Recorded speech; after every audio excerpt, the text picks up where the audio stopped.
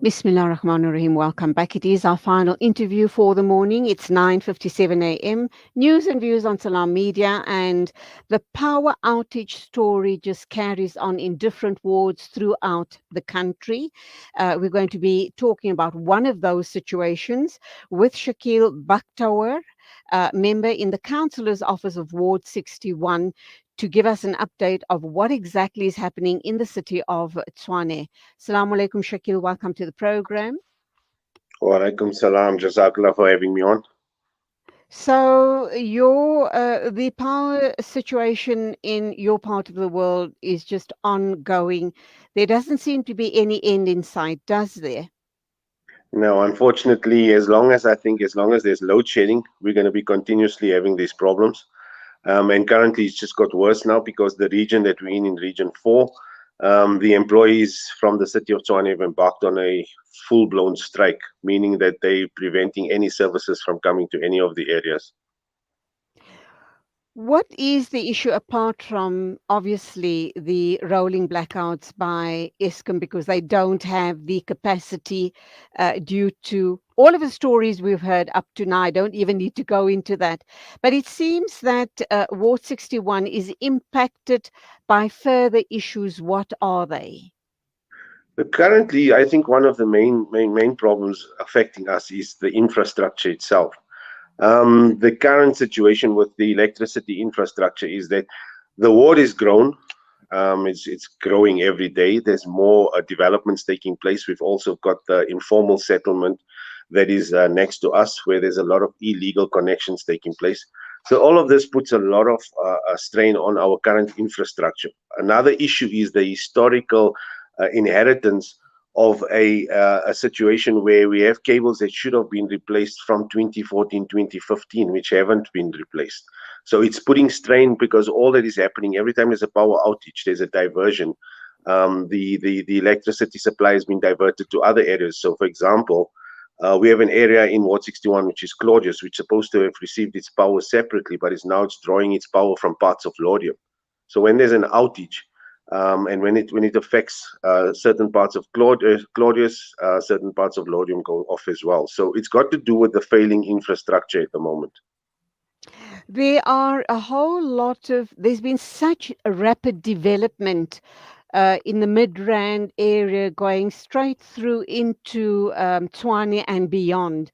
And we've seen all of this, these mushrooming, but really, really high-end townhouse complexes, these all over. Is that part of the problem? And how are those villages or those complexes coping? Or are they not affected at all? Look, I think a lot of those issues arise from such complexes. A lot of the unfortunate part is that a lot of these buildings are done, and there's approval done in ways which shouldn't have been done. In order to get an approval for a dwelling or a complex as such, there's a stringent procedure that you need to go through. And I think a lot of people have been bypassing this. And this adds to our problem because a lot of signing offs are done in a manner which is not supposed to have been done, which is questionable. And this is causing further strain because the electricity, for example, electricity, water infrastructure is the most affected at the moment. I mean, that is why we're currently experiencing the water problems and the electricity problems. There's a continuous development process going on all over.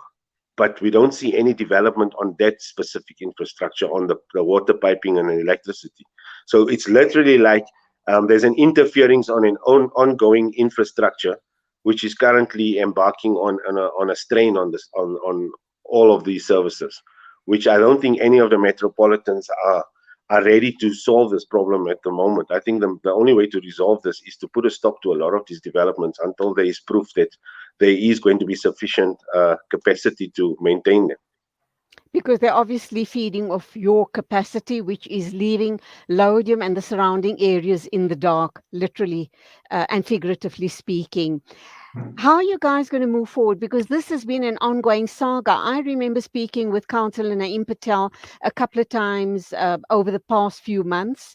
It was not only electricity, there was also the issue of water, water shortages, and then also issues of roads caving in.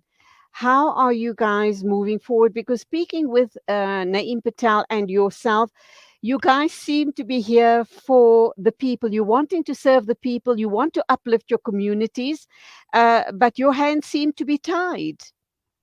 I think the saddest part in everything is when politics takes control over every situation. Councillor Patel he's been taking this matter forward continuously in council meetings. We've been um, liaising with the different authorities, with the different MMCs, to try and bring an awareness to what the situation is.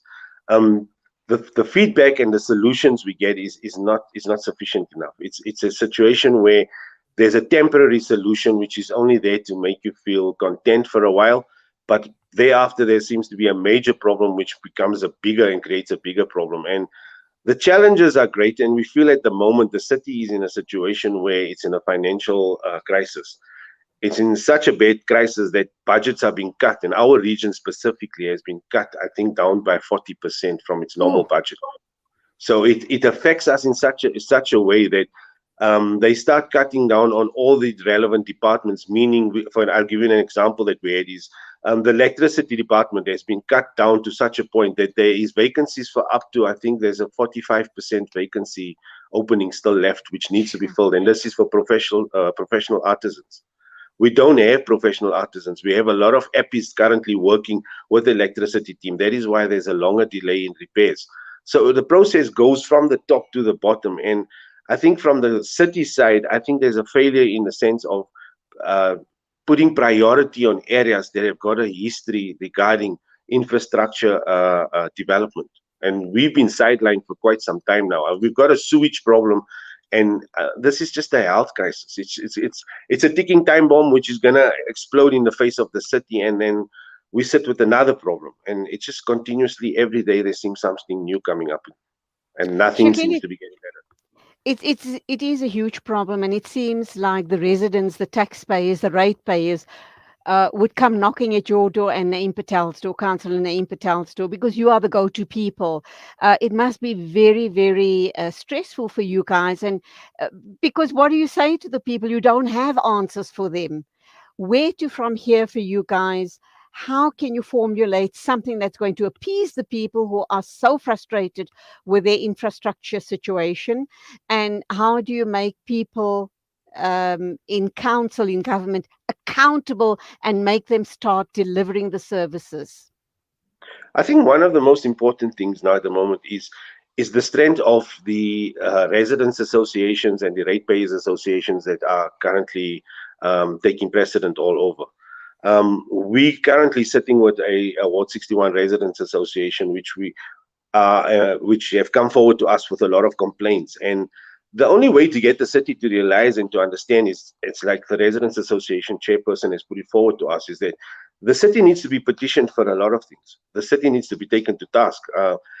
It's a simple thing, like someone told me yesterday, is okay, we understand people are on strike, but if we don't pay our electricity and utility bill 1 month, they will take us head on and disconnect us. So where's the accountability? Who do we hold accountable? So we started now with we embarked on a program where we have taken it on from the mayor right down to the city manager and the mayoral committee to address these issues. Because, take for example, we have the strike on, we have no feedback. We Mm. don't get feedback from the director of electricity, and we are sitting with almost 450 homes that is without power for more than 3 days now. Sure. I think the answer to this might just be legal action. And I know it's going to cost money, but perhaps that's the only route now available to stop this incompetence and this breakdown in communication and this thievery for once and for all, because that is what it's all about. So it looks like that is, the final solution for you guys. Is that a viable solution? Would Councillor Naeem Patel look at that? Would you look at that? Would you consider it? Unfortunately, I can't really comment on that from the council side. But Okay. what I can share with you is that people have come forward, stating that this is their intent. This is what they want to do. A lot of people understand that our hands are currently tied. Okay. There's so much that we can do, but there is a group of residents and businessmen that intend going this route. And I think it's proven in history that things just start getting done once it goes that route, and as well as when the media gets involved. And the protesting route. So those are the Yes, three routes that are open to you. Either protest, go to the media and make a very, very big noise, or go the legal route. Shakeel, that's where we leave it. I do hope and pray, inshallah, that your people's troubles in Ward 61 does get resolved finally and fully, and that you guys can go on leading normal lives with regular electricity and all the amenities which are our constitutional right. But we will be following the story. So thank you indeed for being with us on the show this morning. Jazakallah so much. Thank you. Assalamu alaikum to you. It is exactly 8 after 10, and that means it's wrap up time. A big thank you to our production team, and that's you, Nasreen Naidu, and of course, our man behind the controls, and that is you, of course, Abdul Salam. Till tomorrow morning, the same time, all I can say to you is keep warm because it seems grey outside. It does feel very cold, even though the the daytime temperature has been pegged at 24. I can't see it going up to 24. But be that as it may, keep warm, stay safe on the road. Till tomorrow morning, the same time as always. Assalamu alaikum and khudafiz from me, Julie Ali.